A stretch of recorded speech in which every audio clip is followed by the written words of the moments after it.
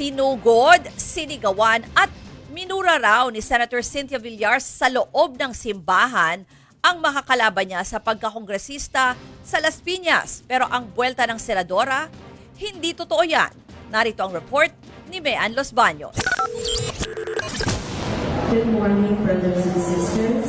Sa kumakalat na video na ito, makikita ang may nilapitan si Senator Cynthia Villar na isang lalaking nakaupo sa harap ng simbahan. Nagulat ang babaeng katabi ng lalaki at napatayo nang lumapit sa kanila ang senadora. Ang umano'y kinumpronta ni Villar ang kalaban niya sa pagkakongresista sa Bilang Pilipino 2025 na si Las Piñas Councilor Mark Anthony Santos.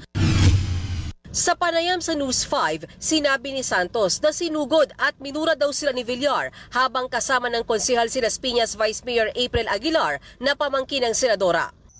Sabi niya, gago ka, tapos nag-PI po siya. Sabi niya, huwag mo na akong kakamayan, sinisiraan mo yung pamilya namin. No? Itinanggi naman ni Senator Villar na sinugod niya si Santos. Sinabi ko sa kanya yun, huwag na akong batiin kasi sinisiraan mo naman ang pamilya namin. Ba't pa niya ako lalapitan at kakamayan?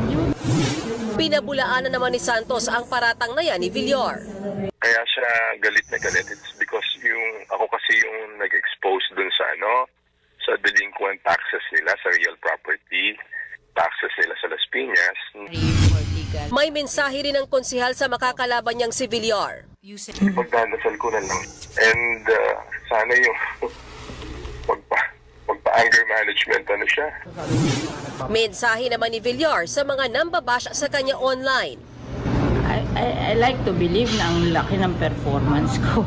Kaya wala naman silang magagawa kundi gawin yun.